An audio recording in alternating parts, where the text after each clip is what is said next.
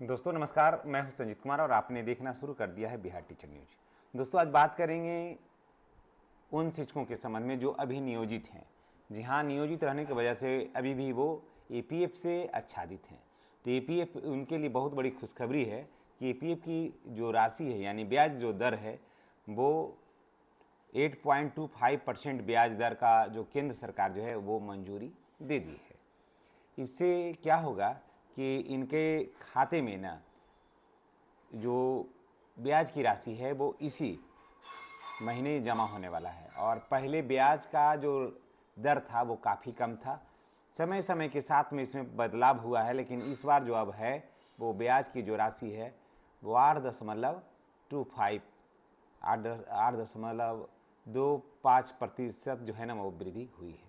तो चलिए हम आपको बताते हैं कि ईपीएफ में जो ब्याज की राशि जो वृद्धि हुई है उससे शिक्षकों को क्या फ़ायदा होगा और जो ईपीएफ से आच्छादित अन्य कर्मचारी हैं उनको क्या कुछ फ़ायदा होने वाला है, इसके बारे में हम आपको बताते हैं।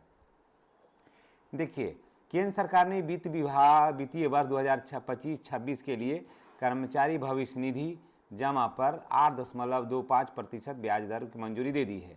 सूत्रों के मुताबिक ब्याज की राशि इसी महीने सदस्यों के खाते में, यानी कि जो भी इसके सब्सक्राइबर हैं यानी जो भी इसके लाभुक हैं, या बिहार में कहिए तो नियोजित शिक्षक भी हैं, शिक्षा सेवक भी हैं, तो ये सारे लोगों के वृद्धि इसमें हो जाएगा। इसे कर्मचारी भविष्य संगठन के 7 करोड़ से ज़्यादा जो है सब्सक्राइबर को इसका फ़ायदा होगा, यानी कि इससे जुड़े हैं उसको सब्सक्राइबर बोला जाता है। इसे सरकार, कंपनियों और कर्मचारियों के प्रतिनिधि इसमें शामिल हैं। एपीएफ पर ब्याज दर में सीबीडीटी से मंजूरी मिलने के बाद वित्त मंत्रालय को भेजा जाता है। वित्त मंत्रालय से हरी झंडी मिलने के बाद श्रम एवं रोजगार मंत्रालय इसे अधिसूचित करेगा और फिर ब्याज की राशि सदस्यों के खाते में चली जाएगी। एपीएफ ने हाल ही में नया डिजिटल सिस्टम तैयार किया है। जी हाँ, इसके मदद से ब्याज की रकम पहले के मुकाबले ज़्यादा तेज़ी से खाता में जमा की जाएगी।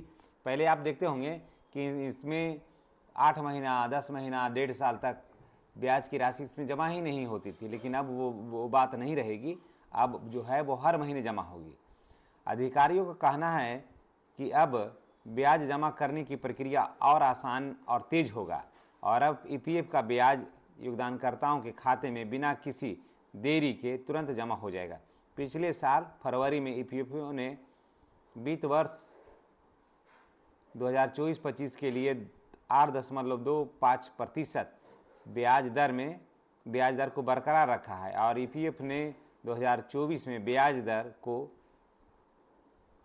2022-23 के 8.15% से बढ़ाकर, पहले 24 में क्या था, 22-23 में मिलता था आपको 8.15% की दर से ब्याज बढ़ता था। अब 23-24 में इसे जो 23-24 रहा उसमें से आपको 8.25% कर दिया गया। मार्च 2022 में ईपीएफ ने 21-22 के लिए ब्याज जमा दर 21-22 इसको घटा करके क्या कर दिया कि 8.5 कर दिया, प्रतिशत घटा दिया और निचले स्तर पर 8.10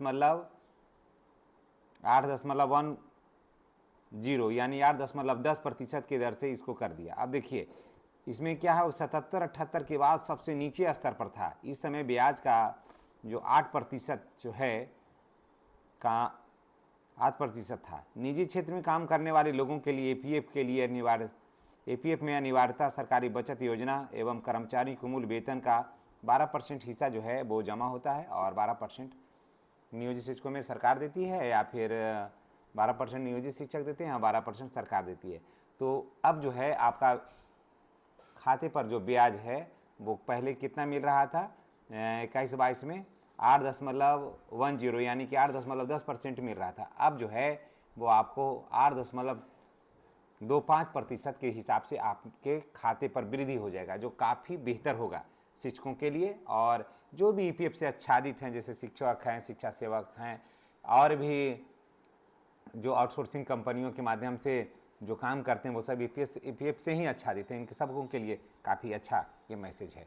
तो चलिए, जितने भी नियोजित शिक्षक हैं उनके ईपीएफ खाते में जो ब्याज का दर है वो बढ़ गया है और इसी महीना जितना भी बकाया है जो ब्याज है इसी महीना उस पर जमा करने की मंजूरी भी दे दी गई है। तो चलिए इसी के साथ हम आपसे विदा लेते हैं। नेक्स्ट वीडियो में हमारी और आपकी फिर मुलाकात होगी। चैनल पर नए हैं तो चैनल को सब्सक्राइब अवश्य करिएगा।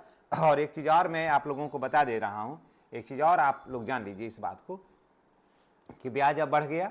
अब देखिए इसमें जो है मूल वेतन पर, यानी कि मूल वेतन अभी देखिए 15,000 रुपया मूल वेतन को मान करके ईपीएफ की राशि में कटौती हो रही है। अब जो है वो वही राशि जो है अब 30,000 मूल वेतन मान करके ईपीएफ की राशि में कटौती होगी। यानी कि ईपीएफ में राशि का जो कटने का जो सिलसिला है वो अब दुगना हो जाएगा। यानी कि 36 दूनी 7200 रुपया आपका ईपीएफ की राशि में अब जमा होगा प्रत्येक माह। और इसके लिए भी नोटिफिकेशन अब होने ही वाला है। जैसे ही हमें वहाँ से कुछ जानकारी मिलती है, कोई ऑफिशियली जानकारी अगर शेयर की जाती है, नेट पर उपलब्ध हो जाता है, तो हम वहाँ से लेकर के आपको जानकारी निश्चित रूप से आपके पास शेयर करेंगे। तो यानी कि अब ईपीएफ में जो 14 साल पहले का जो योजना था, 14 साल पहले जैसे जो था वो 15,000 मूल वेतन पर को ही मान करके ईपीएफ की राशि में कटौती हो रही थी। अब जो है वो ईपीएफ वालों ने का भी कहना है कि ये मूल वेतन जो है वो 15 नहीं करके इसे 30 किया जाए, ताकि जो कर्मचारी महंगाई के हिसाब से जो कर्मचारी हैं और जो रिटायर होंगे उनको लाभ होना चाहिए। फिर दूसरी बात ये कि जो नियोजित शिक्षक हैं और चाहे शिक्षा सेवक हैं, कोई भी जो भी इसमें, उनका कहना है ईपीएफ वालों का कि नहीं, जिस दिन से नियुक्ति तिथि है उस दिन से ईपीएफ की राशि में कटौती होना चाहिए। तो सरकार भी इसे दे और जो कर्मचारी हैं वो भी इसे दे। तो निश्चित रूप से अब देखिए इस पर अभी तक जो बैठकें चली है उसमें मांग की जा रही है। बहुत सारा ऐसा जगह जैसे बिहार में नियोजित शिक्षक हैं और भी बहुत से हैं जहां नियुक्ति तिथि से नहीं दे करके 20 से 22 से 19 से दिया है। तो ईपीएफ वालों ने कहा है कि नियम का जो है ना घोर उल्लंघन है और इससे क्या होता है कि विश्वसनीयता पर सवाल उठता है और लोग कहते हैं कि ईपीएफ में कंट्रीब्यूशन मत करो, वहाँ से ज़्यादा फायदा नहीं होता है। तो इसलिए ईपीएफ वालों ने कहा है कि नहीं, जो किसी भी का भी नियुक्ति की जो तिथि है, जो नियुक्ति की तिथि है, आप वहीं से इसका लाभ दीजिए ताकि सारे लोगों को इसको अधिक से अधिक फायदा हो और ईपीएफ का जो साख है लोगों के बीच में वो बरकरार रखे भी और बरकरार रहे भी। क्योंकि देखिए जितना ज़्यादा साख बरकरार रहेगा, ईपीएफ क्या है, एक प्राइवेट सेक्टर कंपनी है ना, के तरफ के मान लीजिए, और इसमें आपको प्राइवेट भी और गवर्नमेंट में जो काम कर रहे हैं वो भी सभी को इसमें शामिल किया जाता है। तो ये गवर्नमेंट के द्वारा संचालित ही एक है, लेकिन इसमें जितना ज़्यादा लोग जुड़ेंगे ईपीएफ वालों को भी फायदा होगा और कर्मचारियों को भी फायदा होगा। तो इसलिए देखिए कि अगला बैठक जो ईपीएफ वालों का होता है तो उसमें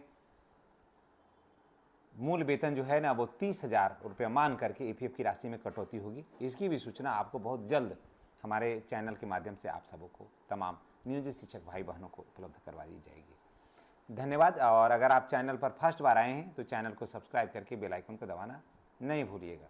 थैंक यू।